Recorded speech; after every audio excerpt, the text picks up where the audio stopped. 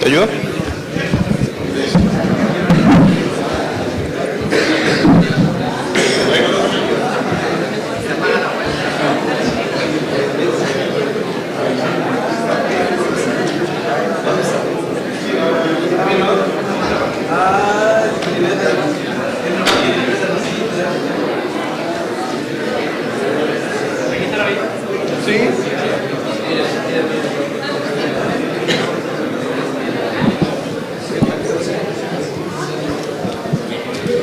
Muy bien, jóvenes aún, no tan jóvenes.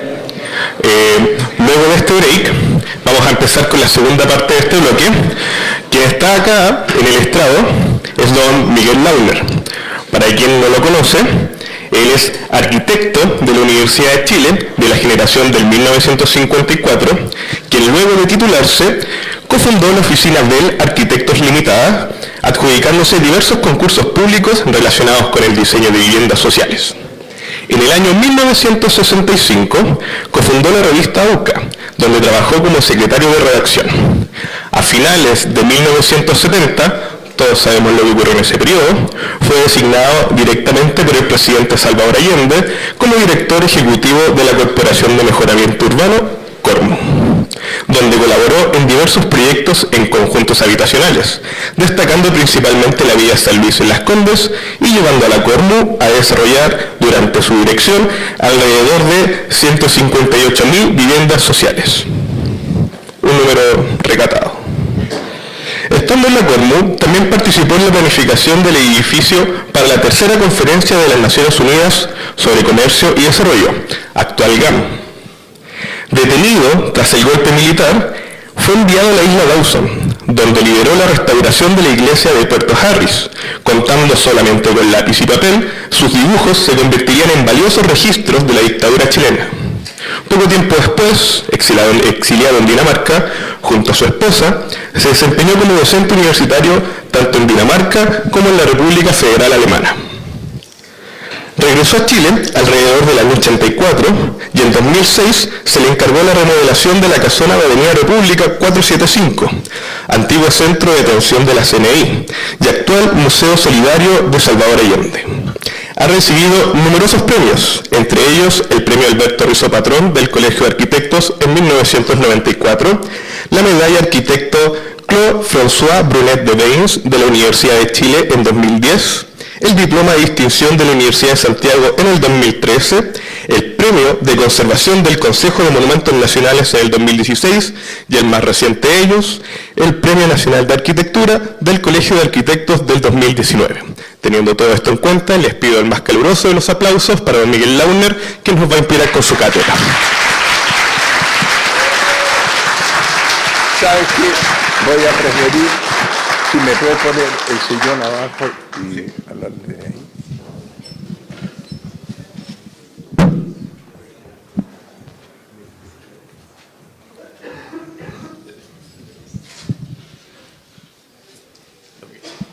Muchas gracias. Buenos días o buenas tardes. Es un gusto este encuentro con los jóvenes estudiantes de arquitectura y con el personal docente de la universidad, de esta universidad, porque pienso que el aporte que puedo hacer es dar a conocer lo que fue posible realizar en un periodo en el cual prevalecía el bien común dentro de las políticas de vivienda y desarrollo urbano, a diferencia del lucro que desgraciadamente sigue imperando hoy día, y cada día a niveles incluso más agudos. De modo que es una presentación destinada a demostrar cómo es posible que prevalezcan no los intereses mercantiles, sino el bien común en las políticas de vivienda y de desarrollo urbano. Ese es el objetivo principal de esta exposición. Para eso, comenzamos con esto que es fundamental, que es leer el artículo 2 de la Ley Orgánica de la Corporación de Mejoramiento Urbano, que expresa muy claramente sus atribuciones y que es el fundamento que permite entender por qué pudimos hacer en tan corto plazo la obra en cantidad y en calidad tan significativa. Dice así: la Corporación de Mejoramiento Urbano está encargada de urbanizar, remodelar, subdividir inmuebles dentro y fuera de los límites urbanos, formar una reserva de terrenos para abastecer los planes de vivienda, desarrollo urbano y equipamiento comunitario, tanto del sector público como privado. Proponer al Ministerio de la Vivienda y Urbanismo la fijación, ampliación o reducción de los límites urbanos sobre las comunas, la modificación de los planos reguladores comunales e intercomunales respectivos y el cambio de destinación de los bienes nacionales de uso público que sean necesarios para el cumplimiento de sus funciones. Colaborar y asociarse con las municipalidades y con las empresas privadas en la realización de proyectos de desarrollo y mejoramiento urbano, otorgar créditos para este fin, supervigilar y fiscalizar su realización y fijar dentro de las áreas urbanas los límites de las zonas de mejoramiento urbano y procurar su ordenamiento y desarrollo. Comprenderán que con estas atribuciones fue realmente expedito una cosa fundamental: poner el suelo urbano a disposición de todos los sectores sociales, cualquiera que fuera su condición.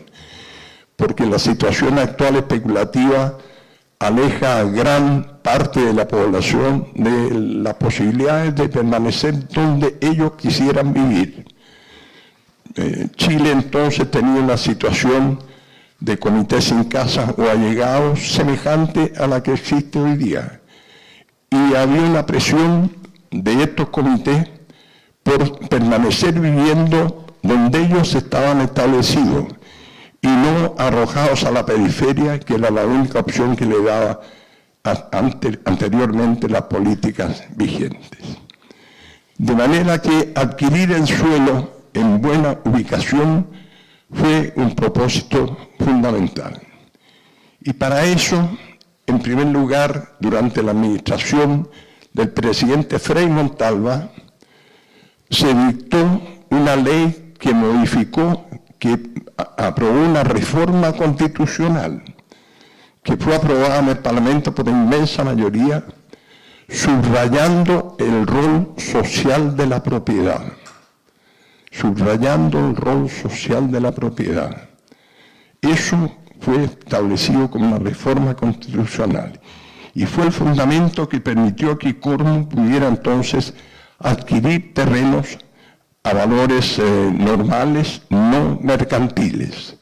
La propia Cormu fue autorizada a adquirir terrenos en buenas ubicaciones urbanas, generalmente inscritas al interior de la circulación Américo Vespucio, a precios que lo hicieron posible posteriormente poder entregar viviendas a sectores medios, incluso bajos, de bajos recursos.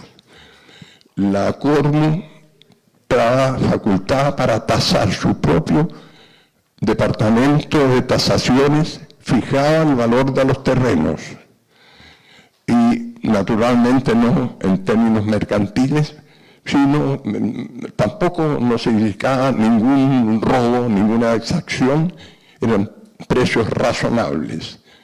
Y la ley permitía que los propietarios que se sintieran perjudicados podían recurrir a los tribunales, los cuales designaban una comisión que se llamaba de hombres buenos, que eran 3 peritos registrados en los tribunales de justicia, autorizados para tasar. Y la Cormu tenía la obligación de respetar la decisión de esta comisión de hombres buenos, cualquiera que ella fuera, inferior o superior a la fijada por la Cormu, pero pagadera a 5 años plazo, con lo cual la mayoría de los propietarios terminaron por aceptar un común acuerdo. Y eso fue una herramienta fundamental para poner el suelo a disposición de todos los sectores de la población, cualquiera fuera su ingreso. Porque no puede ser que sea un privilegio de los que tienen recursos suficientes para pagar, que puedan vivir donde ellos quieren y no los sectores de menores ingresos. Eso fue fundamental y fue fundamental para permitir realizar la acción que nosotros realizamos. Aquí está, por ejemplo, el programa de vivienda 1971. Durante el gobierno del presidente Allende acordamos que en el primer año de gobierno daríamos prioridad a los sectores sin casa o allegados que antes no habían podido optar a ninguno de los programas habitacionales. Para eso hicimos dos cambios fundamentales. Uno, para optar a la vivienda se estableció la categoría de urgencia habitacional, que antes no existía, y se le dio prioridad.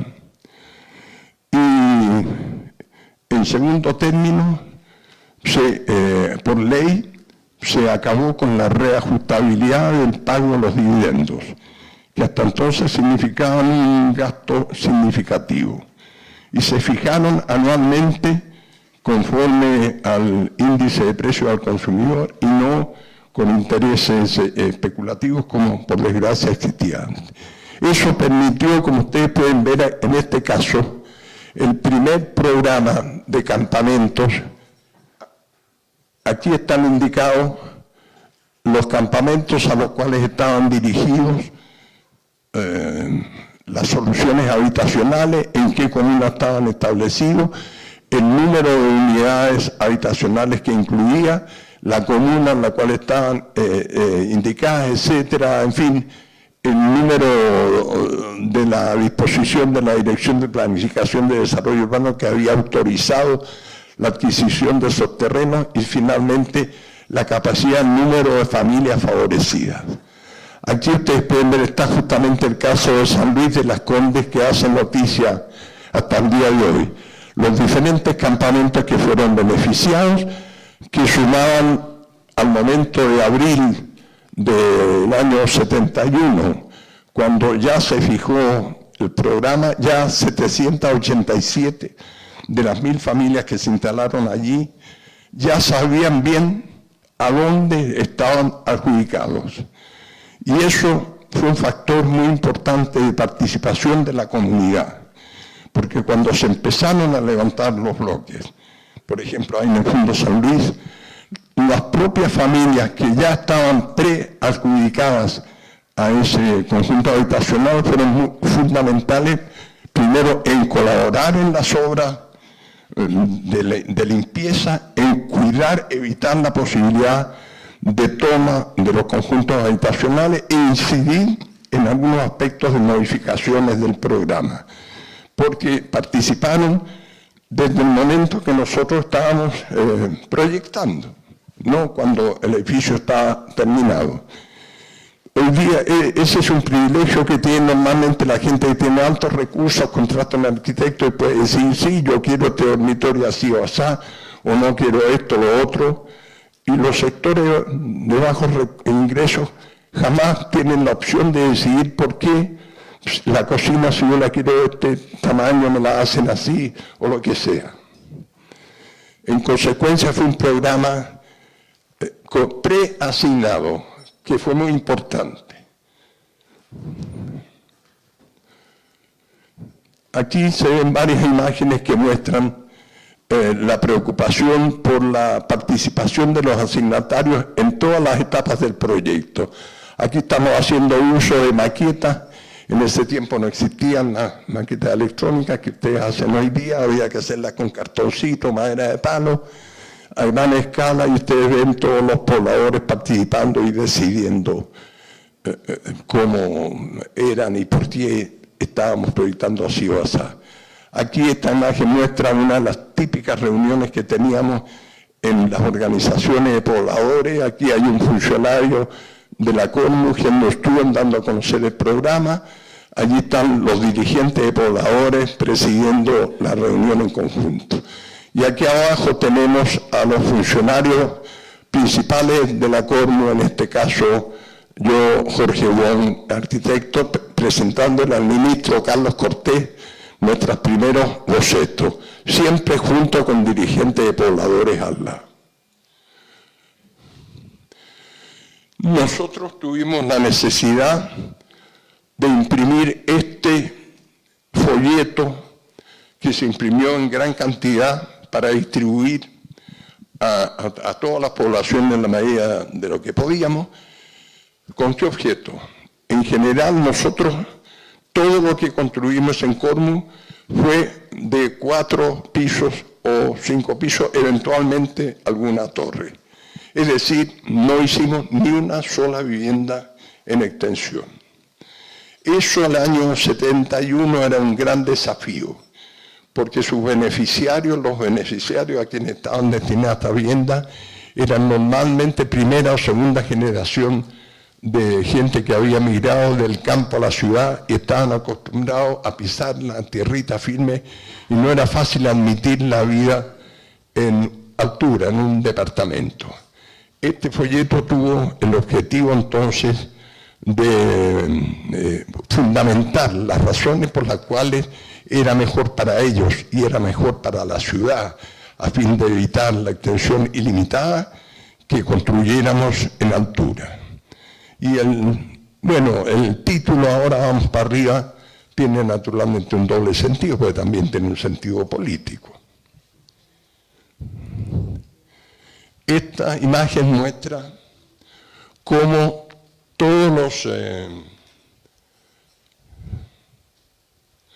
parece que el rayito láser se acabó.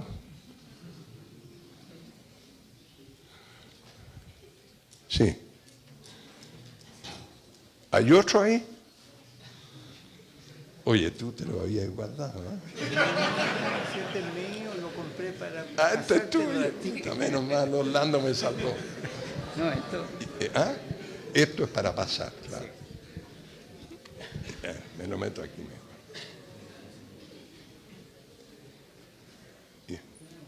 Ahí está, perfecto.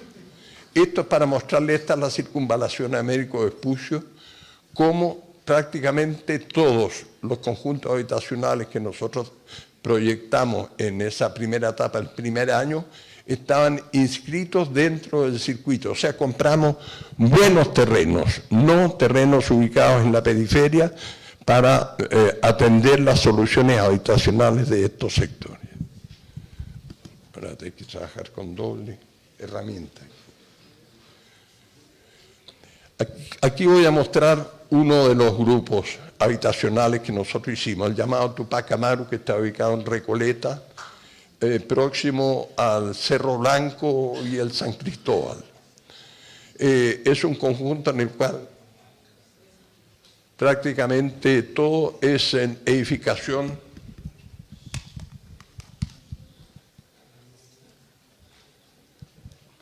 en 4 pisos de altura, como ustedes pueden ver aquí en su conjunto. Entonces, ¿cómo? Si quiere yo le voy pasando la... Ya. Usted me dice. Algunos bloques en 2 pisos de altura y después 2 torres destinadas a los sectores medios, porque el resto eran puros sectores de beneficiarios del sector, de recursos bajos, y estos fueron asignados a sectores medios mediante otra institución que existía en ese tiempo llamada Caja Central de Ahorro y Préstamo, que permitía con muchas facilidades que sectores medios pudieran contraer un préstamo por las asociaciones de ahorro y préstamo, que eran instituciones sin fines lucrativos, y pagar los dividendos allí mismo y no en los bancos. De manera que era un complemento de unas políticas habitacionales no lucrativas. Pásame. Esto es la planta de este mismo conjunto, en que es interesante ver cómo nosotros hicimos lo posible por reproducir en altura algunas de las ventajas de la edificación en baja altura. Entonces, estos bloques que son de 4 pisos de altura tienen una solución en dúplex. Primero y segundo piso, unos departamentos, y tercero y cuarto piso otros. Los de primer piso gozan de un pequeño patio interior, como ustedes pueden ver ahí. Y los de los pisos superiores están beneficiados con lo que nosotros llamamos una calle elevada. Esta circulación que ustedes pueden ver aquí, que recorre virtualmente todo el conjunto, con unas escaleras comunes que permiten llegar al tercer nivel, esto es una calle elevada, no es una simple circulación, un lugar de encuentro social. Aquí tienen otras imágenes cuando estaba recién terminado. Aquí están los jardines, la mayoría de los cuales fueron ejecutados por compromiso con los propios pobladores. Esta es la visión del bloque recién terminado. Se ven aquí los patios interiores de los cuerpos en primer y segundo piso. Y aquí aparece una primera visión, que van a ver después más enriquecida, de la calle elevada, que como ustedes pueden ver es un lugar donde se podían sentar, hacer asado, un lugar de intercambio social.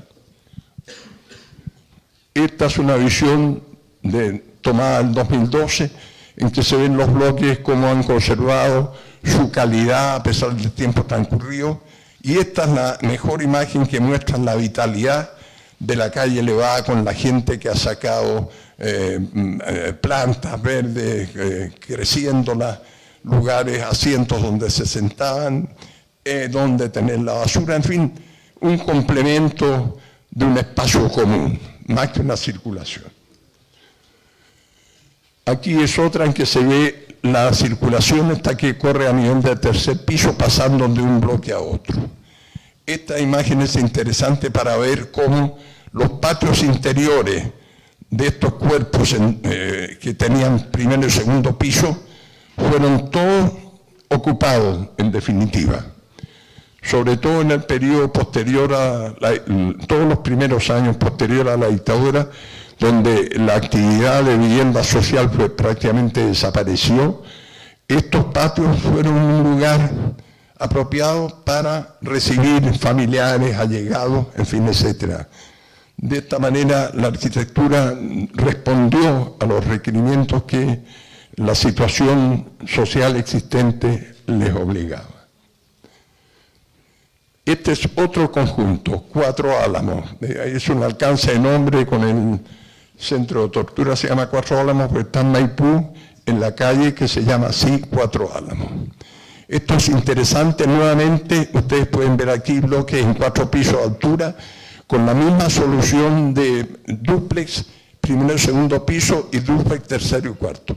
Con la diferencia que aquí se agruparon los bloques con los patios interiores dando al interior, que tuvo un beneficio porque realmente, tal como cabía suponerlo, prácticamente todos se han construido y de alguna manera el espacio urbano no está afectado por la visión de estas ampliaciones.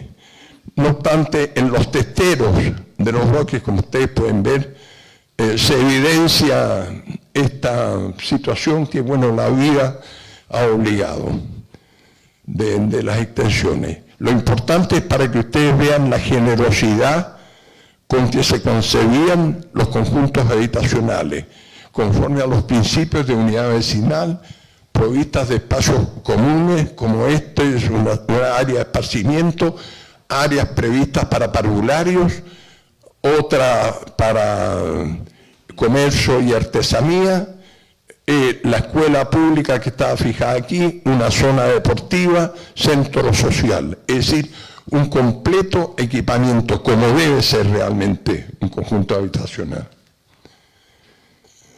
Aquí son los planos para ver un poco esta solución del primer piso, con esta escalera que va subiendo para arriba y termina finalmente en el tercero.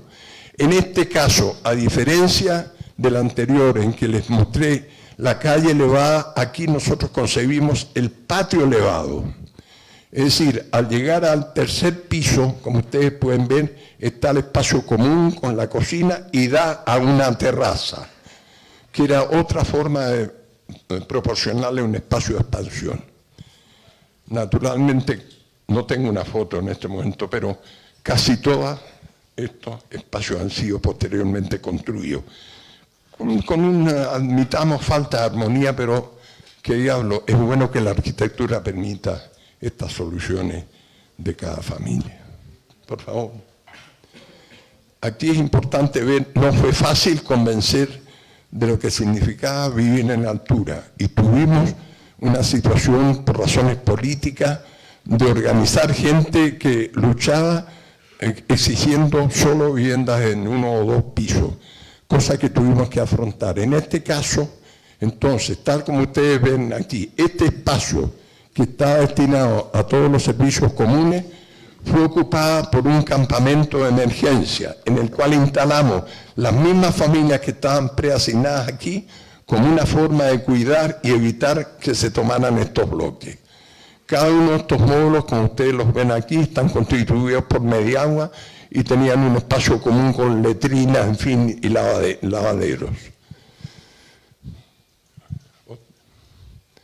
Bueno, esto es para mostrar este conjunto cómo está integrado, que es como debe ocurrir hoy día la renovación de las áreas urbanas, evitar la situación que está existiendo hoy día, que interviene la empresa privada, levanta una torre descomunal y agrede su entorno. La renovación de las áreas urbanas debe comprender una solución de este tipo, que finalmente significa densificar razonablemente áreas antiguas de la ciudad. Esta es una imagen recién terminado el conjunto, aquí se ven las escaleras comunes, allí los patios elevados, fresquitos todavía sin ocuparlos. Cuatro Álamos tiene una característica muy especial. Desde más o menos el año 2006, una junta de vecinos muy activa hasta el día de hoy, se empecinó en crear lo que ellos llaman el primer ecobarrio de Chile. Y como ustedes van a ver más adelante, es inverosímil todo lo que han hecho. Entre otras cosas porque el espacio urbano permitía realizar estas mejoras. Creación de un arboretum o jardín botánico donde antes había un microbasural. Es decir, esto era la situación anterior, mire en lo que lo transformaron solo en 2 años. Y lo que es ya el 2016 con los árboles crecidos. Este era uno de los espacios destinados a parvulario, que nunca se ocupó, tal como les mostré anteriormente, y que comenzó a transformarse en un basural, pero gracias a la organización vecinal admirable que subsiste hasta el día de hoy, se logró una iniciativa como esta. Después ha sido impresionante la organización vecinal cómo ha construido jardines infantiles, equipamientos que permiten realmente realizar una vida, facilitarle a los niños sobre todo la realización que necesitan de sus juegos de esparcimiento. La instalación de 8 bioreactores de compostaje para crear un circuito y poder compostar dentro de la misma villa 200 toneladas de residuos orgánicos al año, lo que significa un ahorro al municipio de tantos millones de pesos, en fin, por concepto de retiro y disposición final de la basura. Otra. Es increíble, pero han creado unos huertos comunitarios donde la comunidad participa, organizada. Aquí no están incorporados todos los vecinos, que son casi 800 familias, sino a estas alturas cerca de 300. De a poco se han ido incorporando. Pero en los espacios que antes estaban destinados al centro social y en algunos casos en las áreas comunes han construido unas bateas de madera para plantar lechugas, tomates, etcétera, aunque parezca increíble estando a la mano de cualquiera que pudiera robarla, malograrla, etcétera, se respetan. No obstante, como les digo, que no esté toda la comunidad incorporada, pero el solo hecho de tener una junta vecinal activa ha significado en el conjunto de la población una actitud cívica inverosímil respecto a lo que ocurre hoy día. Por cierto que el urbanismo de esos tiempos permitió que esto se pudiera desarrollar. Aquí están las imágenes de trabajando los días miércoles en la mañana, son en general los días en que trabajan cosechando o plantando. Otra. Bueno, este es otro conjunto que ha hecho noticia hasta el día de hoy, el famoso Villa San Luis, que en realidad lleva el nombre del compañero ministro Carlos Cortés, ex Villa San Luis. Este era un fondo bastante más grande que esto, llega hasta Américo Vespucio, y que fue adquirido por la Cormu en 1970, gracias a las facultades que yo les expliqué que la ley le otorgó para adquirir terrenos. Este era un fondo que una señora propietaria, un fondo de 153 hectáreas, legó en esos años, en los años 30, a la Beneficencia, institución antecesora del Servicio Nacional de Salud. Y como podía suponerse, sus herederos impugnaron este testamento sintiéndose privados de lo que significaba un fondo de 150 hectáreas. Y este litigio siguió interminablemente hasta el año 71, en que las facultades otorgadas a la Cormu le permitieron expropiar y tomar posesión del terreno. Mientras tanto, Las Condes había crecido en torno y este terreno adquirió un valor increíble. Pero de todas maneras, como nosotros obramos con los principios que obramos, este sector fue destinado a los sectores sin casa de Las Condes y construido 1000 familias. En Las Condes, ayer como existe hoy día, había familias que vivían, sobre todo en la ribera del norte del río Mapocho, y que no habían podido tener acceso a solución habitacional. Cuando les ofrecían alguna, se la ofrecían en la periferia. En algunos casos incluso las familias aceptaron estas soluciones. Vivieron unos años y retornaron a esta ubicación. ¿Por qué? Porque su principal fuente de trabajo estaba en Las Condes. Eran jardineros, empleadas domésticas, choferes, sobre todo obreros de la construcción, cuyo principal frente de trabajo era Las Condes, a título de que llevarlos a vivir a La Pintana, si podían vivir aquí. Y con las facultades que tenía la Cormu para fijar precios y adquirir terreno, nosotros los ubicamos aquí. Bueno, la historia después ha sido diferente. Ustedes pueden ver el tipo de soluciones de vivienda que se estaban construyendo en ese tiempo. Aquí están ya recién terminados los primeros bloques. Esto lo hizo la empresa constructora Desco, con Sergio Larraín, Ignacio Covarrubia, premios nacionales de arquitectura como arquitectos. Este es de la empresa constructora Bech, que utilizó por primera vez en Chile un sistema de encofrado deslizante que permitió terminar con un par de meses de anticipación antes que los otros. El arquitecto de Bech era Cristian,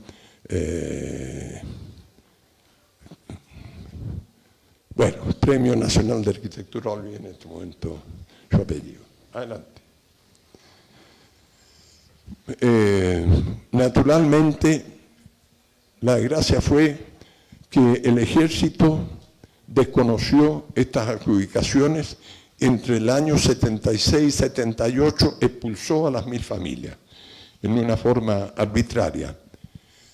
No obstante que todas las familias podían exhibir sus dividendos, como habían estado pagando mensualmente las cuotas de la Cormu, de sus dividendos, de sus viviendas, carecían de títulos de dominio, porque nosotros no alcanzamos a entregarles título de dominio a raíz de que la Municipalidad de Las Condes postergó la recepción de las obras de estructura, sobre todo por una u otra excusa, lo cual llegó el golpe y nosotros no pudimos entregar títulos de dominio porque sin el certificado de recepción final de la municipalidad, tal como ocurría ayer y como ocurre hoy día, no es posible otorgar un título de dominio.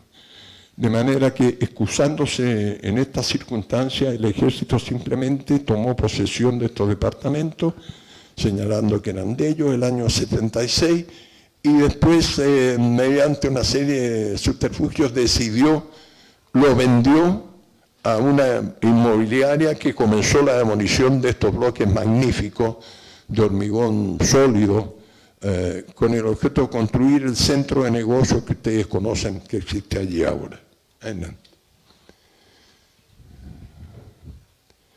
Esta es la situación, nosotros logramos finalmente el año 2018 que este sector, que eran los dos bloques últimos posibles de recuperar, fuera designado Monumento Nacional por el Consejo de Monumentos Nacionales, dentro de todo un conjunto que ya en general se había demolido.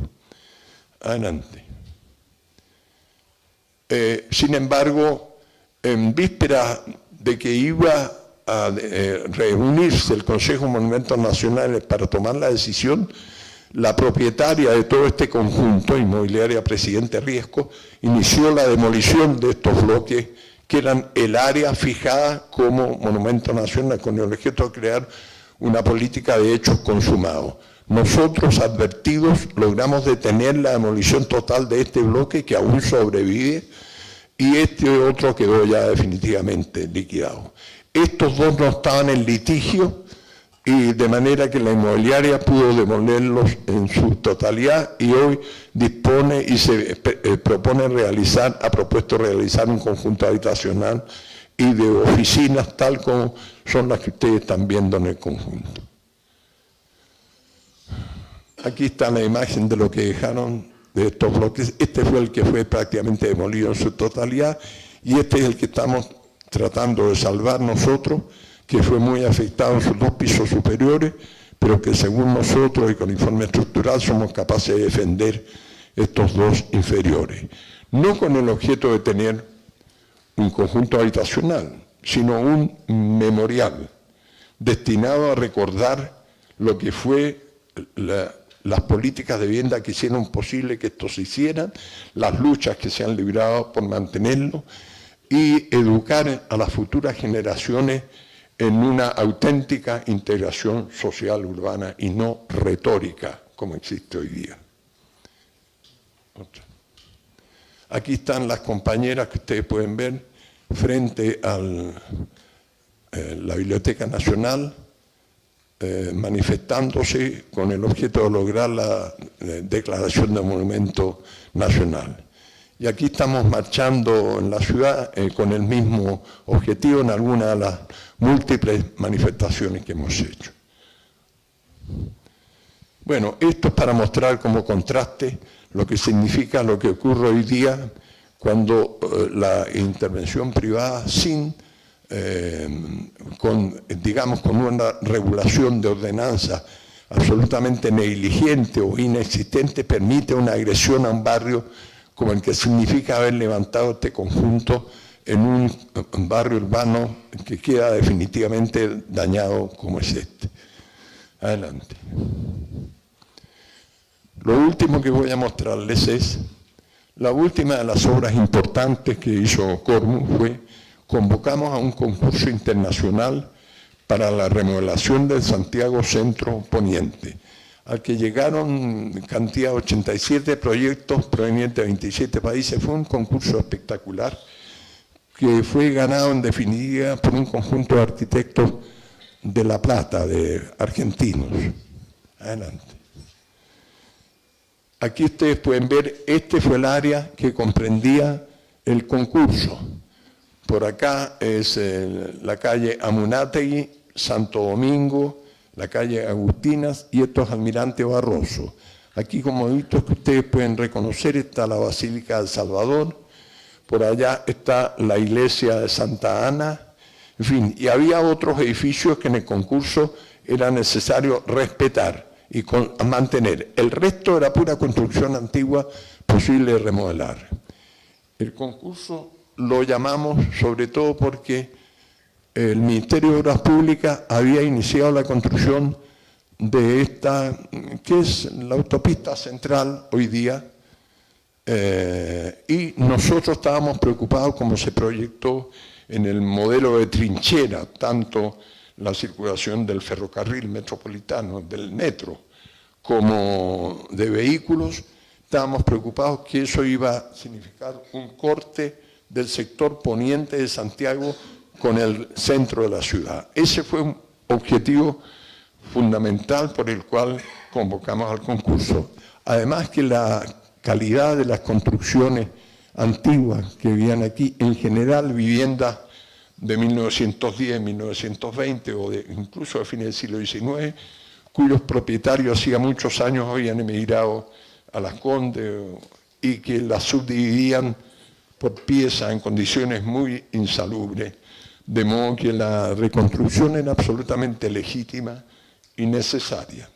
Además, nosotros establecimos como principio que la remodelación iba a beneficiar y no perjudicar a los residentes del lugar, cualquiera que fuera su condición, ya sea propietario, arrendatario o subarrendatario o allegados. Cualquiera que tenían prioridad absoluta, a diferencia de lo que ocurre hoy en que solo los propietarios en la eventualidad de un proyecto de remodelación tienen autoridad para poder postular en el mismo sector. El resto carece de toda opción, de manera que el mejoramiento urbano en estos casos significa un perjuicio para la población residente en vez de un beneficio. Otro, por favor. Aquí pueden ver la imagen, la carretera mientras se estaba abriendo. Esta era la típica situación de inmuebles que yo les contaba, que estaban en muy malas condiciones, con instalaciones eléctricas y sanitarias pésimas, y que justificaban su remodelación. Otro. Nosotros hicimos una investigación muy seria del uso de la propiedad. Por ejemplo, el grueso era vivienda, como ustedes pueden ver aquí, había algo de locales comerciales, en fin, y otros. La composición familiar, que aunque parezca increíble, había familias hasta integradas por 8 personas. Claro, es un cuadro muy diferente al que nos toca vivir hoy día. Pero en general prevalecían las familias de 2, 3 o 4 miembros. Y la tenencia de la vivienda, que era importante ver aquí, solo el 32% eran propietarios, el resto eran arrendatarios o subarrendatarios. El programa solicitado es importante porque nosotros quisimos hacer un barrio por su ubicación, no solo destinado a viviendas, sino un centro metropolitano, en que se establecieron entonces equipamiento cultural a nivel metropolitano y otros también comerciales y artesanales a nivel metropolitano, y otros que eran propios del lugar mismo donde íbamos a concentrar la cantidad de viviendas en 312.000 metros cuadrados. Aquí está una primera imagen, después cambió, del proyecto que fue premiado. Aquí ustedes pueden ver cómo va pasando la circunvalación. Adelante. Esto es interesante ver, el primer nivel del proyecto premiado estaba destinado fundamentalmente a conexión con transporte público del ferrocarril metropolitano, mediante escaleras mecánicas, estacionamiento de vehículos y áreas verdes. La planta a nivel más 560 era la planta fundamental en el proyecto, que ustedes pueden ver aquí, que va amarrando todo el conjunto a ese nivel, dando acceso a actividades comerciales, administrativas o de esparcimiento. Y una trama perpendicular a ella, a un nivel más bajo, 280, da acceso a los núcleos de vivienda. Yo quiero decir que esto es una situación donde en ese tiempo estamos hablando del año 72, era muy potente la existencia, por ejemplo, del comercio local, que era fundamental para darle vida a estas circulaciones. Hoy día eso está muy afectado por la existencia de los supermercados, los malls, etcétera, que han significado un golpe para gran parte del comercio local de los barrios. Bueno, pero en ese tiempo eso no era así y suponíamos que potenciaban la fuerza de esta circulación liberada de la circulación peatonal. Es importante que ustedes comprendan la legitimidad de los sueños, de nuestras aspiraciones, y esto se iba a construir. Adelante. Aquí estamos presentándole la maqueta de la primera etapa, el primer cuadrante en torno a la iglesia de Santa Ana, que fue totalmente terminada, los terrenos adquiridos, y estábamos a punto de comenzar la faena cuando vino el golpe de Estado que naturalmente detuvo este proyecto. Aquí le estamos presentando al presidente Allende. En ese tiempo era ministro del Interior el comandante Carlos Prat. Aquí están los integrantes del equipo argentino, ganadores del proyecto, y aquí estoy yo mostrándole al presidente. Vean qué cosa más hermosa. Esta fue la evolución posterior de la primera etapa, en que se ve aquí en morado todos los edificios que había que conservar. Esta es la iglesia de Santa Ana. Hay otros que ustedes ven ahí, cómo se integran con el proyecto definitivo. Y la concepción de torres aisladas, cuadradas, la cambiaron por este que llamaron torre ciudad, edificio ciudad, como ustedes van a ver más adelante. Otra. Aquí se ve mejor. Era una torre formada por dos cuerpos unidos a tres niveles diferentes con elementos de equipamiento, juegos infantiles, local comercial y otros tipos de equipamientos locales. Esta es la imagen de los espacios comunes que se lograban allí, o sea, la preocupación realmente por hacer auténtica ciudad. Otra imagen de lo mismo, ustedes pueden ver. Este es el nivel más bajo. Allí, a esta altura, era la circulación fundamental peatonal. Nosotros nos preocupamos en todos nuestros proyectos que hubiera una difusión popular, que hiciera posible que el conjunto de la población comprendiera los beneficios de la arquitectura y el urbanismo en bien de ellos mismos. Y entonces, el año septiembre del 72, una exposición que tuvo lugar en la Quinta Normal, llamada Viexpo, en la cual se expuso este proyecto ganador, y eran los sueños que decíamos: quiero saber cómo será Santiago en 1980. Imagínense, jamás nos podíamos haber imaginado lo que ocurrió en definitiva. Ya, por favor. Eso es todo. Muchas gracias.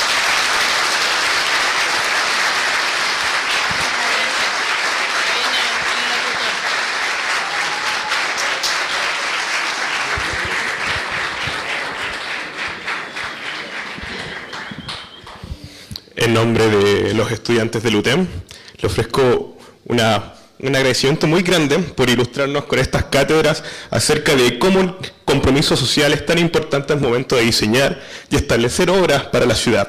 Así que invito por favor al doctor en arquitectura, don Orlando, a que se acerque acá, junto con usted, Miguel Launer, a participar de un conversatorio en donde va a ser a mano abierta, a mano alzada, a viva voz, donde cada quien que tenga una duda, una consulta, una pregunta, o quiera aclarar algún tipo de inquietud, puede hacerlo libremente, teniendo el privilegio de estar a estos dos estandartes de la arquitectura. Así que, jóvenes, siéntanse en la libertad de conversar y participar en este conversatorio.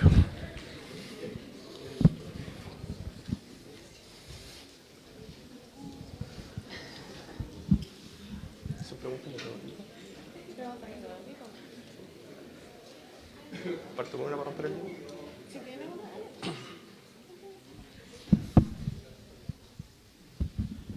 Bueno, la idea de esta instancia es que poder abrir las preguntas al público, si alguien quiere comentar, preguntarle a los invitados con respecto a sus conferencias. Quizás yo quería partir preguntándole, o más bien como pidiéndole un consejo a los estudiantes que están, digamos, en esta escuela, como desde su visión y desde su experiencia, ¿qué podrían como comentarle a estos estudiantes hacia el futuro, digamos?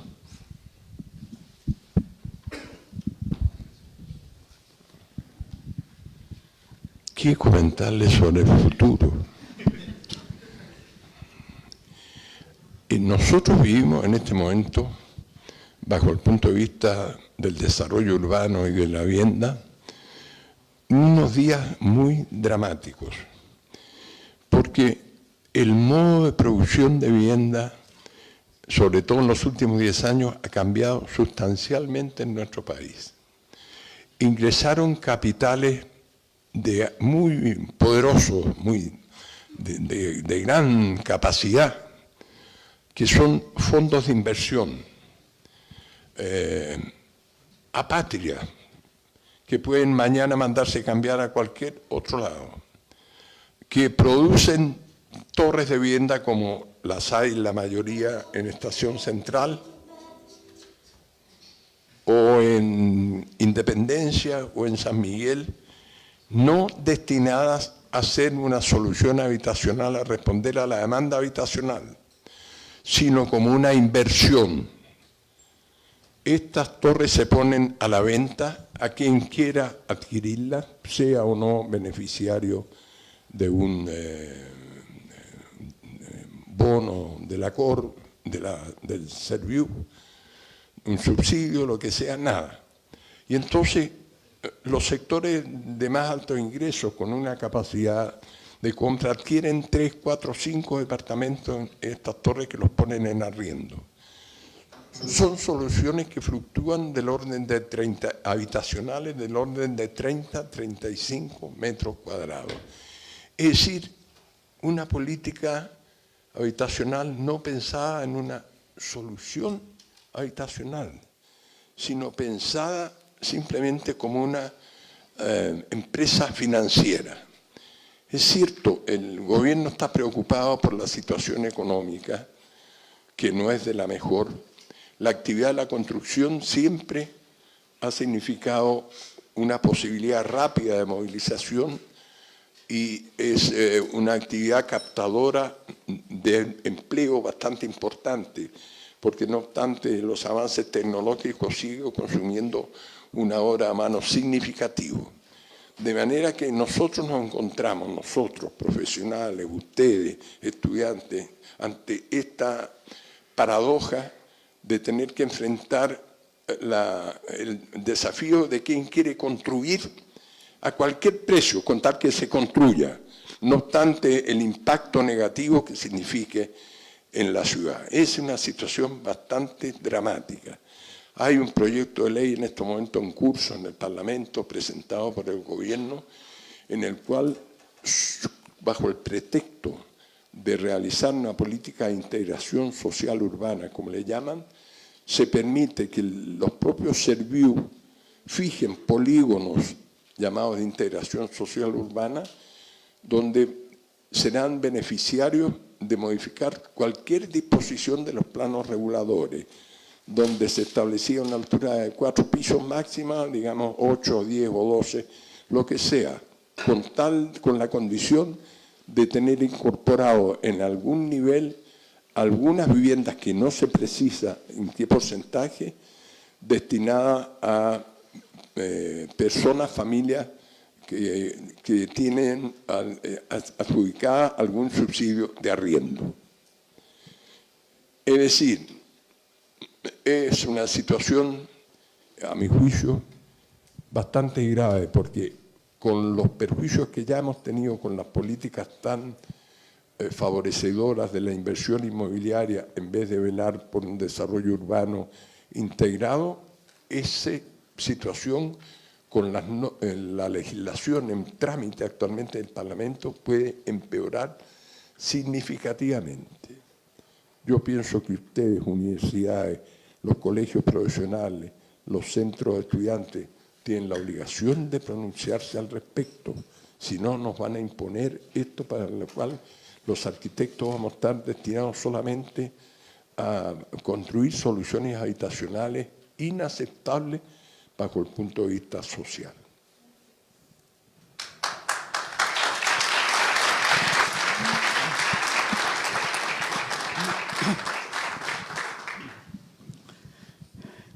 Yo quiero decir dos cosas.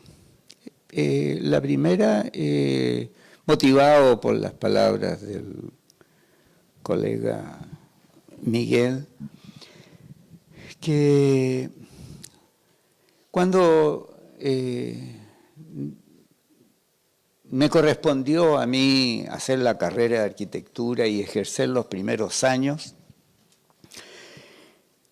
lo central en la vivienda social era garantizar la habitabilidad residencial del futuro habitante.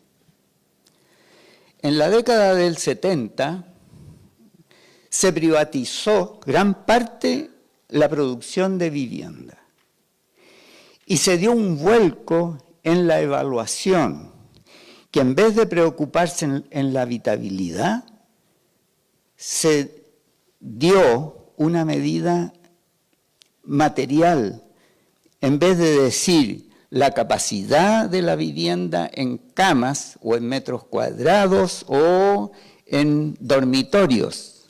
No, en el precio. El costo de la vivienda. La vivienda social no podía superar las 400 UF.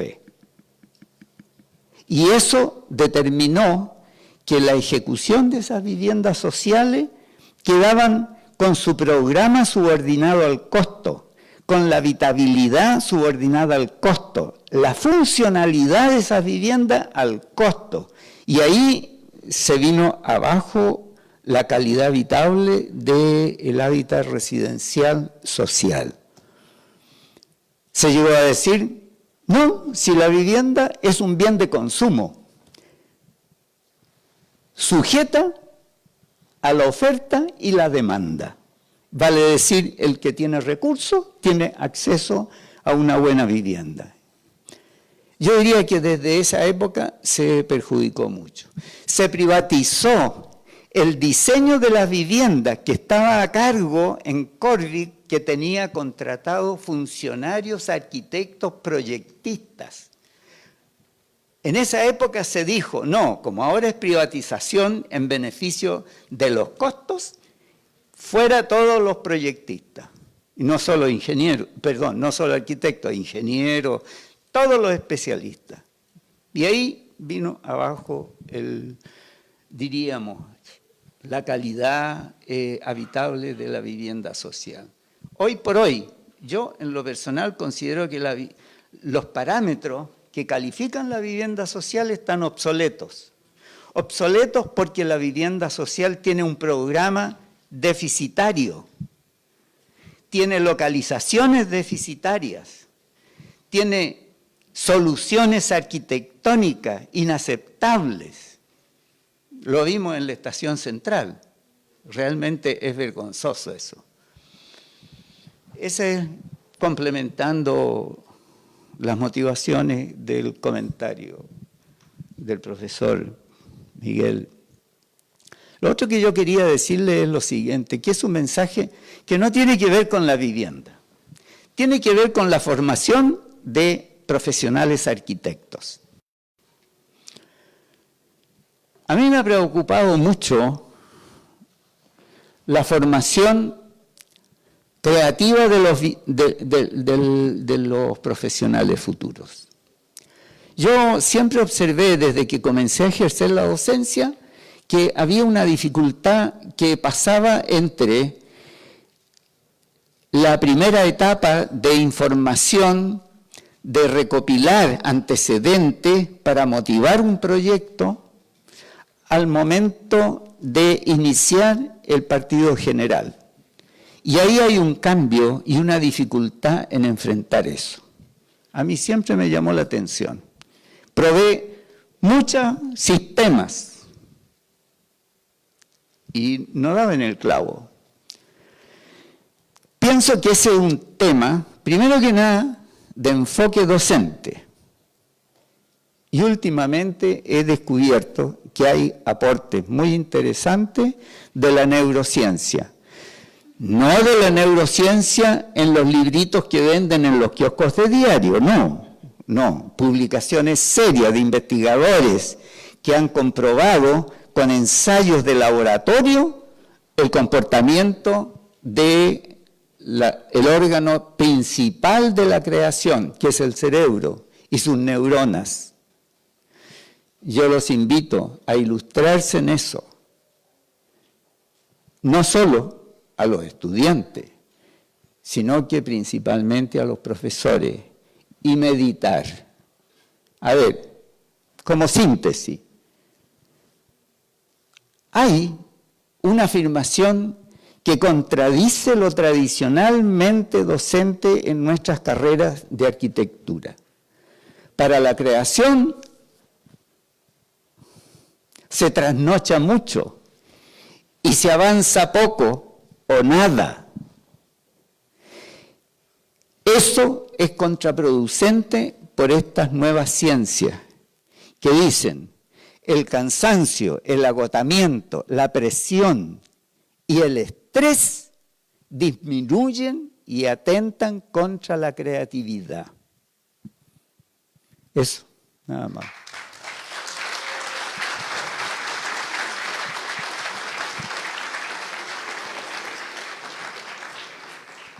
¿Alguien quiere hacer una pregunta a los invitados? Por allá.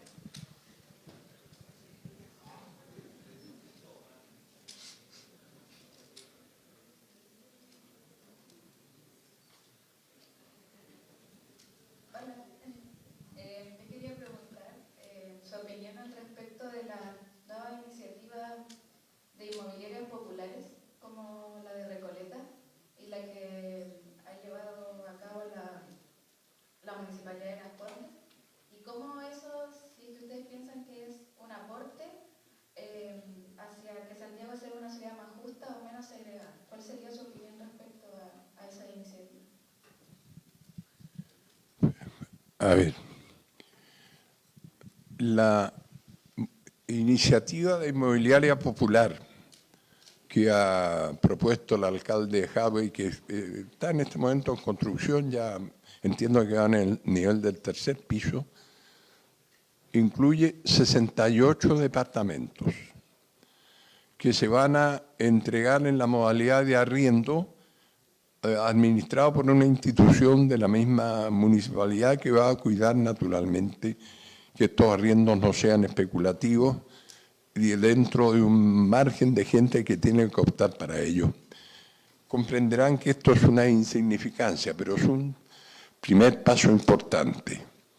Esto fue posible realizar porque al término del gobierno de la Michelle Popular, en el presupuesto de la Nación se incorporó una glosa presupuestaria que permitió estimular la construcción de conjuntos de esta naturaleza destinados al arriendo de familias asignatarias del subsidio de arriendo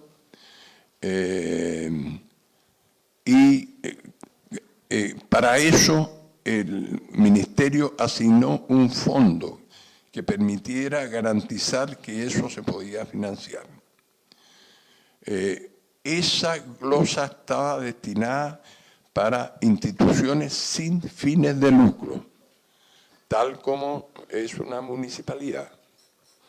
Bueno, el actual gobierno mantuvo la glosa presupuestaria, pero le quitó nada menos que la situación de que esté restringida solo a instituciones sin fines de lucro.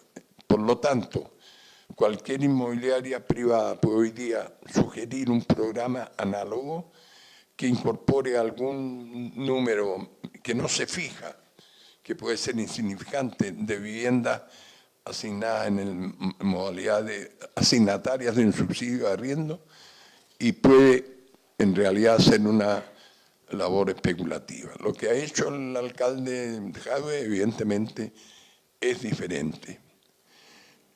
Ahora, el alcalde Lavín propuso un inmueble de integración social en la Rotonda Atenas.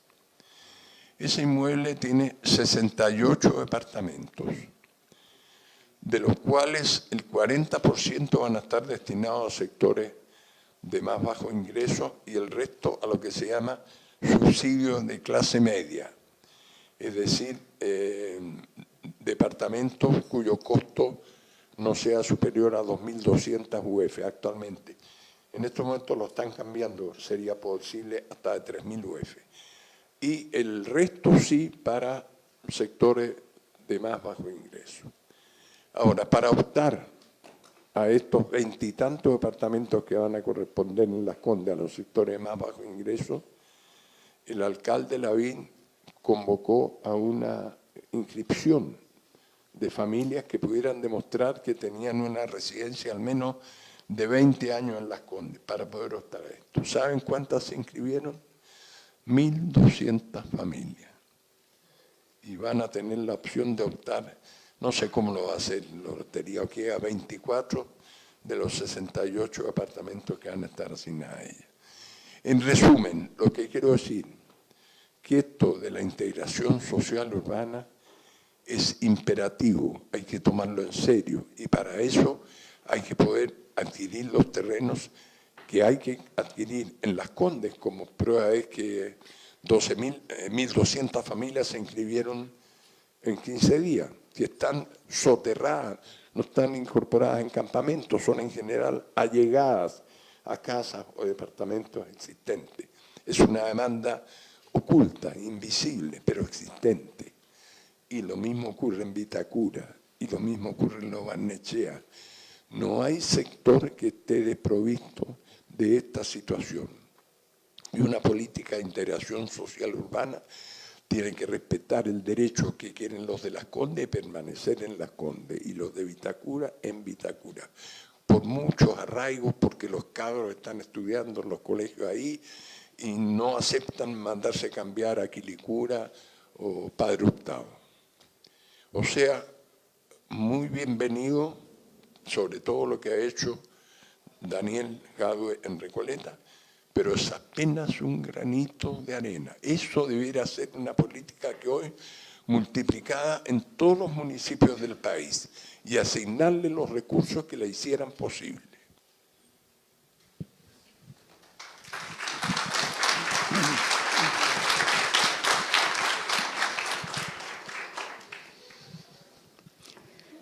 Nuevamente, complementando, me motiva mucho.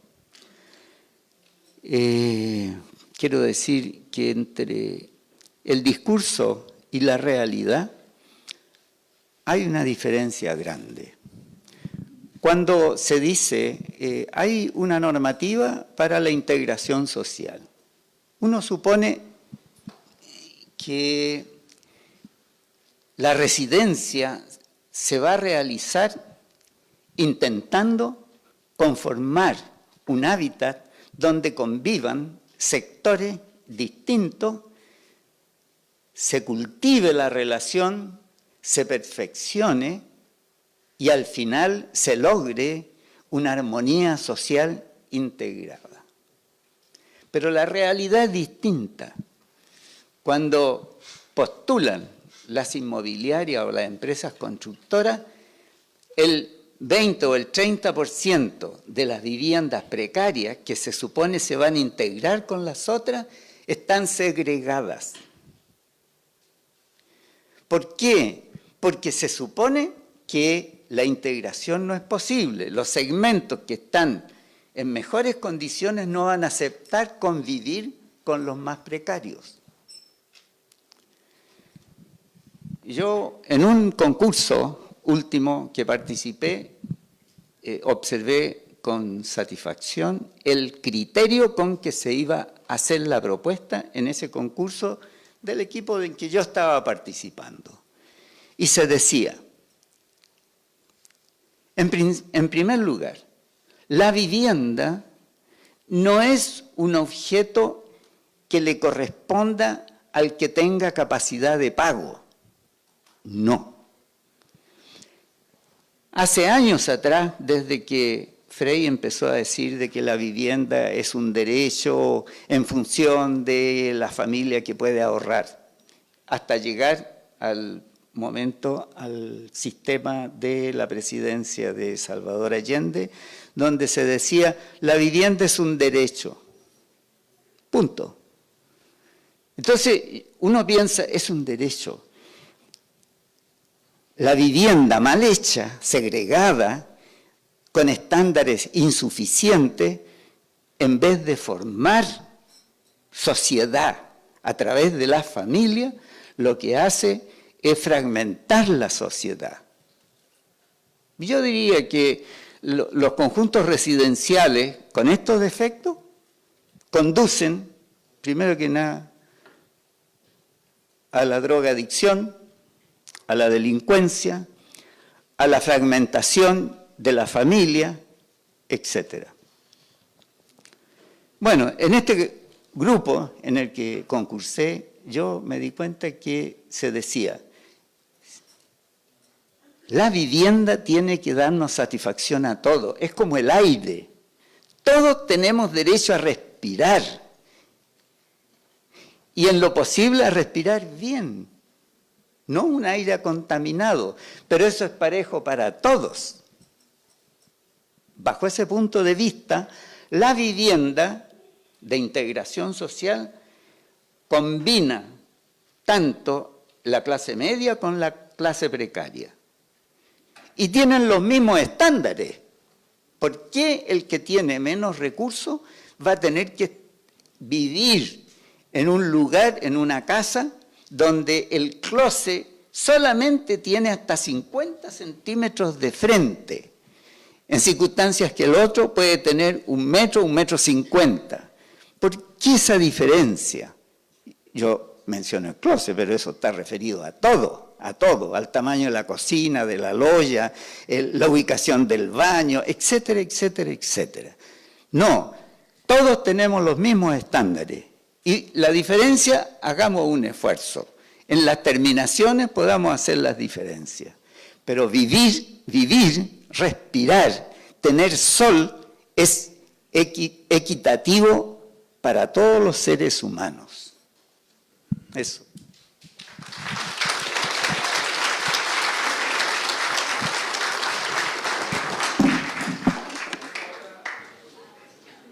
¿Alguna otra pregunta?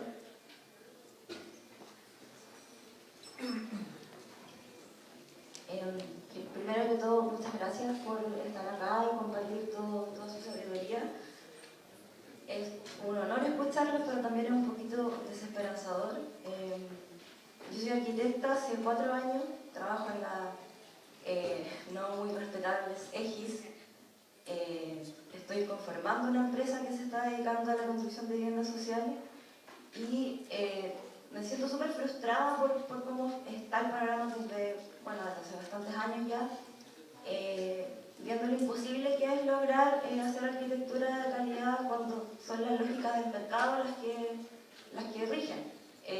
Cuando Miguel hablaba del suelo, creo que esa es una de las principales barreras que tenemos hoy día como arquitectos para poder tratar de dominar un poco la calidad desde nuestro rubro, pero está siendo un poco imposible. Entonces, retomando un poco la pregunta sobre las inmobiliarias populares, quería preguntarle su opinión con respecto a o sea, me imagino que hay una incidencia real en la falta de arquitectos en las decisiones del país, en las políticas, sobre todo considerando que Jadwe es arquitecto además de sociólogo, y que también desde el pensar la ciudad, también nosotros nos fuimos, no sé si alejando o fue arrebatado también como todo lo que se nos arrebató en esa época, una intervención desde el arquitecto más presente en la ciudad y más presente en las políticas, no solo políticas públicas, como, no sé, extrañando a Castillo Velasco, que fue alcalde.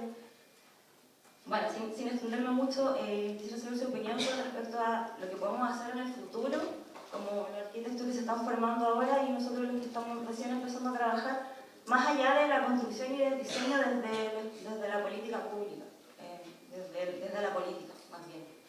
Muchas gracias, Ramón. Una pregunta. ¿Esa EGI está operando sobre algún terreno que les proporcionó el Serviu?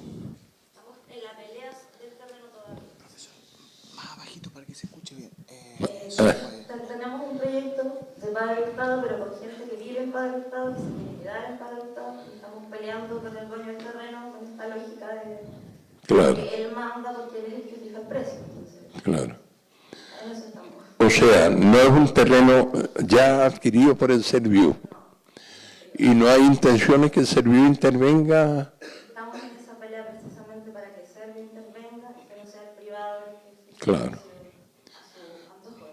No hay otro mecanismo que regule más que lo que él decía. Claro. Poner el pago. Bueno, ese obstáculo es inconcebible, inconcebible. Bienes nacionales, que es dueño de una enorme cantidad de terrenos, también en Santiago, que están invisibles, pero que los hay, pero sobre todo en el norte y en la zona sur, por ley tiene la obligación de venderlos a precio de mercado. O sea, si bienes nacionales le proporciona al Serviu un terreno destinado a la construcción de vivienda social con toda legitimidad, le debe pedir cobrar al Serviu los precios de mercado. Lo que es increíble, es insólito que una disposición semejante sobreviva hasta el día de hoy. Bienes nacionales es dueño de los terrenos que son de todos nosotros los chilenos, a título de que cuando se trata de vivienda social tienen que ponerle un precio de mercado que hace imposible o dificulta muchísimo a esta pobre EGI que está tratando de beneficiar a un grupo de asignatarios. Porque parte importante del subsidio se le va a ir estúpidamente en pagar el valor del suelo. ¿Ah? Mira, en consecuencia todos tenemos la obligación de estar conscientes que la pelea principal es por lograr el acceso al suelo, cualquiera que sea la condición social de una persona, tal como lo ha afirmado también Orlando. En eso tenemos todos que contribuir, tenemos que acabar con esta barrera mercantil que hace imposible, hace un sueño la integración social urbana, como se llenan la boca tantos hoy día en el Parlamento, etcétera, pero que en los hechos es una aspiración retórica. Yo me doy cuenta de la dificultad, yo he conversado, he conocido otras situaciones análogas, la organización Techo, que francamente se preocupa por resolver los problemas habitacionales de muchos campamentos, a menudo tropieza con la misma situación que el Serviu. Los valores que le cobra hacen virtualmente infactible la solución habitacional. El valor del suelo se come más de la mitad de la inversión. Es un absurdo, una insensatez. Bueno.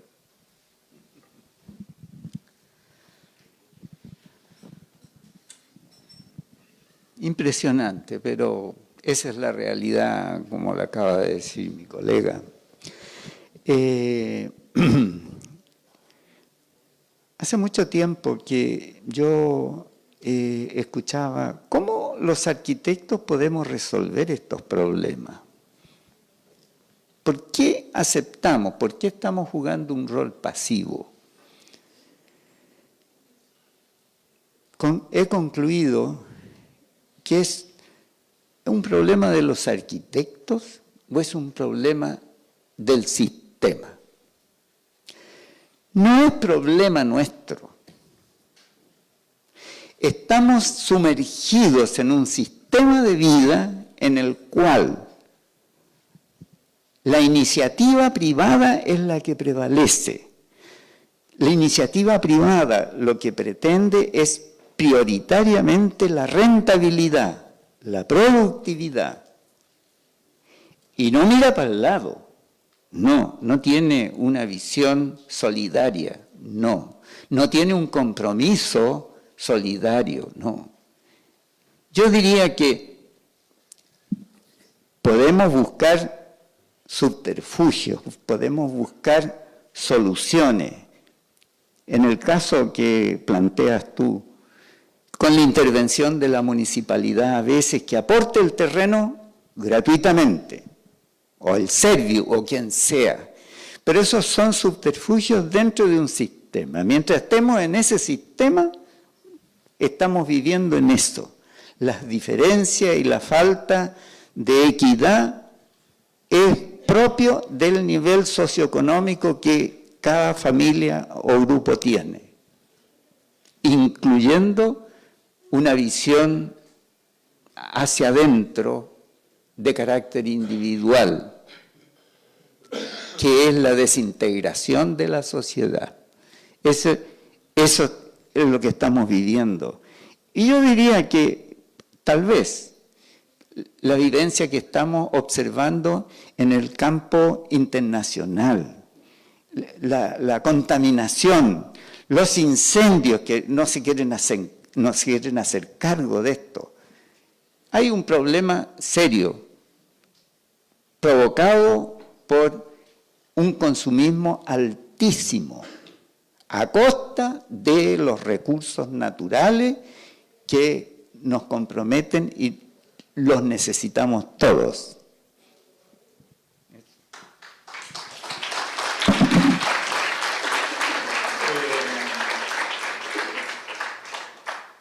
Hola, bueno, también agradecer la presencia de sus dos grandes arquitectos.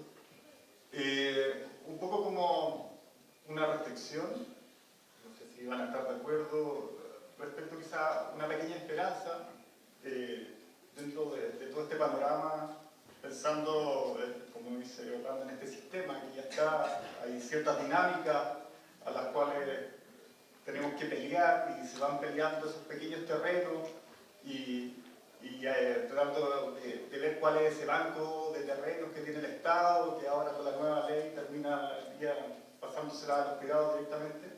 Pero yo creo que hay si lo vemos de una perspectiva que quizás es un poco idealista, la Corvi, la Cormu, ya hicieron su trabajo en su momento. Y de cierta forma distribuyeron el suelo a todos los chilenos. Y ese suelo es de nuestros padres, de nuestros abuelos. Y cuando sus nietos y cuando sus hijos necesitan una solución habitacional, vuelven al Estado. Cuando la solución creo que está debajo de los pies de todos los ciudadanos de Santiago, por lo menos los chilenos. O sea, la cantidad, por ahí está leyendo un dato, solo de operación sitio, de terreno de operación sitio del 10% de Santiago. Entonces, la posibilidad de reciclar, de generar más que estar peleando terrenos a la inmobiliaria, sino que conservar los terrenos que ya tiene la gente, que tienen esos abuelos, esos padres, para sus nietos, para sus hijos, a través de los condominios sociales, condominios familiares, el reciclaje de esos mismos terrenos, los mismos terrenos de la operación sitio y las formas que están agrupados, tienen un gran porcentaje de espacio público y una estructura vial que aguanta mucho más densidad que la que tiene, que es la de una casa de un piso, dos pisos. Entonces, de cierta manera, creo que, quizás muy idealista pensarlo, pero por ahí se podría abrir una visión también de una autogestión, de un trabajo inmobiliario a una escala mucho menor, que tiene que ser de sitio a sitio y de construir la ciudad sitio a sitio. Claramente, creo que por ahí podrían haber opciones que van más allá de estar peleando esto que es tan difícil, que es el terreno en disputa, que finalmente la inmobiliaria siempre las tenemos todas de perder. Eso. Tú tienes toda la razón y no tiene nada idealista.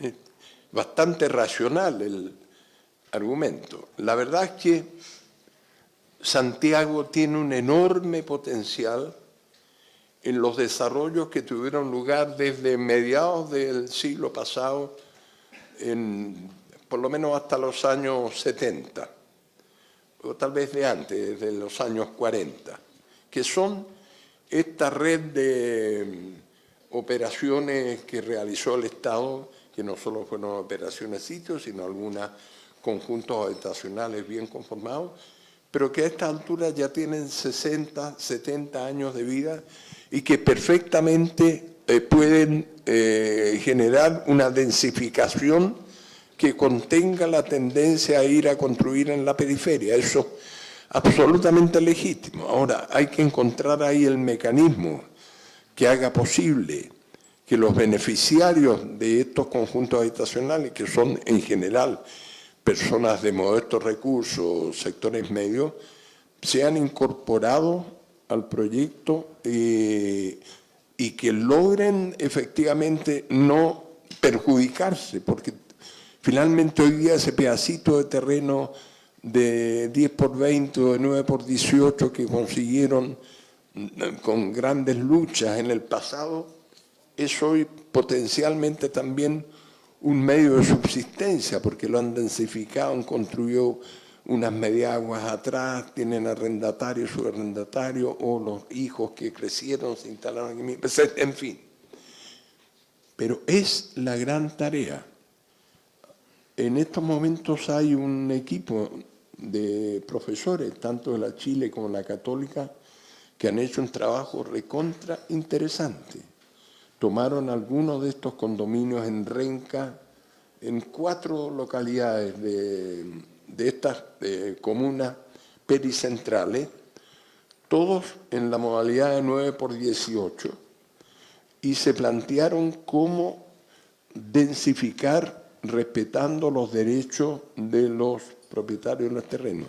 Es un proyecto recontra interesante y muestran la factibilidad de poder hacer eso en beneficio de los actuales residentes, no en perjuicio, y logrando entonces la recuperación de estos conjuntos habitacionales que ya tienen, como le digo, 60, 70 años de vida, y creando un estándar en espacio urbano de una calidad como se merece hoy día. La profesora Mónica Bustos de la Chile es una persona que está muy empecinada en este trabajo. Empiezan ahora en este semestre otro ejercicio similar en la erradicación San Gregorio de la Granja. Y ustedes, si no lo han hecho, debieran darse como tarea el ver cómo mejorar estos conjuntos habitacionales en estos barrios, comunas pericentrales, buscando un mecanismo que permita incorporar a los residentes y no sobre la base de borrarlos del mapa con el objeto de levantar una torre. Porque lo que ocurre hoy día es que quien está haciendo esas renovaciones es la iniciativa privada. Se va a cualquiera de estos conjuntos, junta 4 lotes, le ofrecen hoy día aproximadamente 250 millones de pesos por lote, hacen un conjunto armónico que es 250 millones de pesos, prácticamente es imposible que lo deseche un propietario que sabe que el valor real de su vivienda no es más allá de 40, 50 millones de pesos. Los asisten y sobre la base del conjunto armónico levantan esas torres que malogran todo el conjunto. O sea, la iniciativa privada está haciendo eso. Lo que hay que cambiarlo y lograr que la iniciativa pública incentive entonces estos mecanismos de mejoramiento de estos barrios con estándares que no signifiquen malograrlos ni mucho menos. Y estos ejercicios académicos que se han hecho demuestran la factibilidad de eso. Es realmente el gran potencial donde debiéramos centrar el futuro de las áreas metropolitanas. No solo Santiago, también Valparaíso, Concepción, Temuco son beneficiarias de estos conjuntos habitacionales levantados en la década del 50, 60 del siglo pasado y que están esperando una renovación urbana hecha con sentido social y no lucrativo.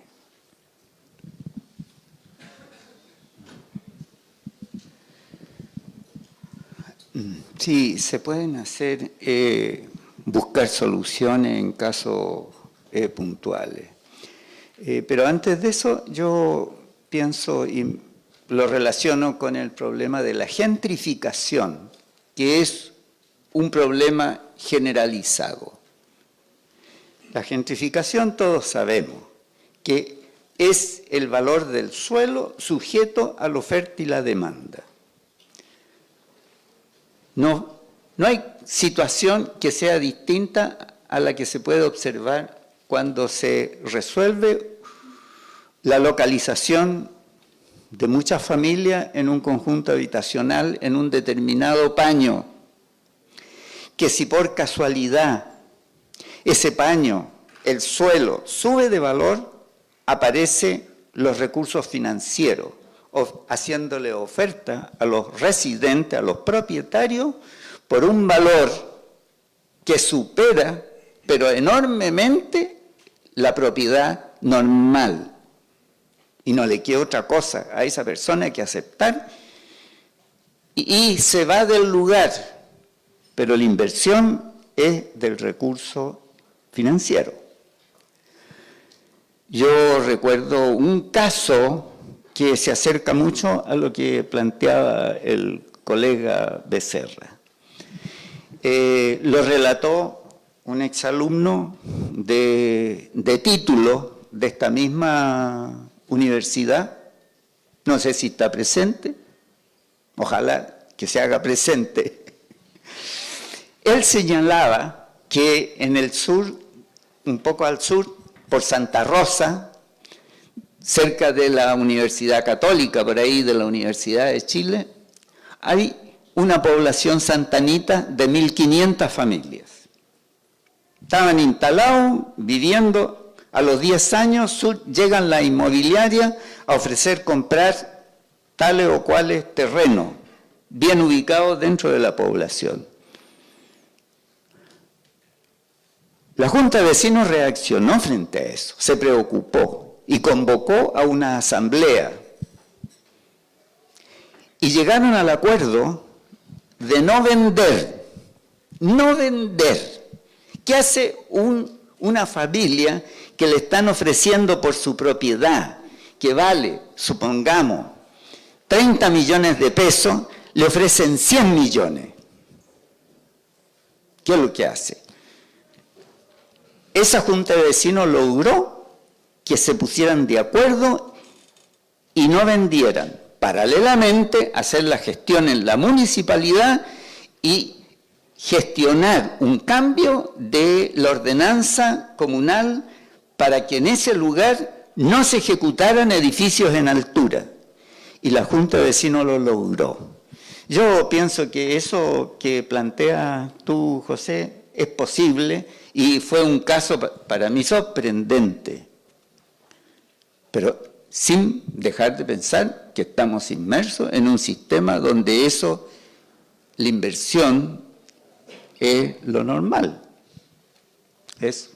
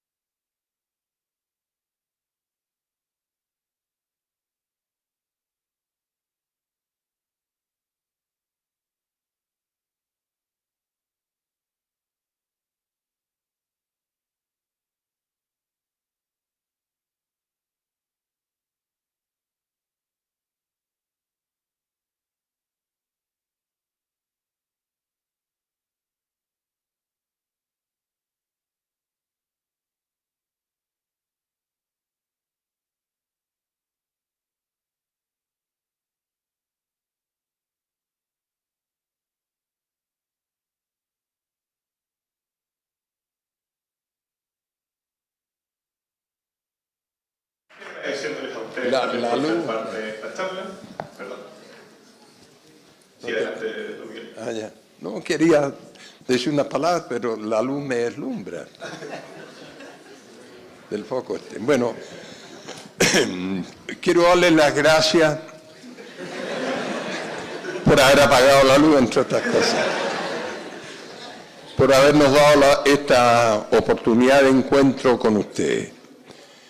Yo quiero decirle que nosotros somos depositarios de un muy noble oficio y que tenemos el derecho a soñar y a luchar porque ese oficio pueda ser en servicio del bien de la comunidad. De manera que muchas gracias por habernos dado la oportunidad de este diálogo.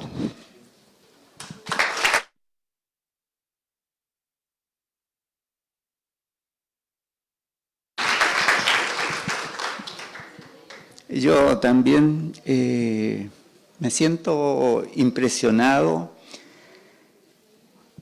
emocionado por revivir ese afecto y convivencia universitaria que me ha permitido a mí revisar y salir de este evento con el ánimo mucho más fortalecido. Gracias a la convivencia y al ambiente que aquí me han generado generosamente compartir con ustedes. Muchas gracias.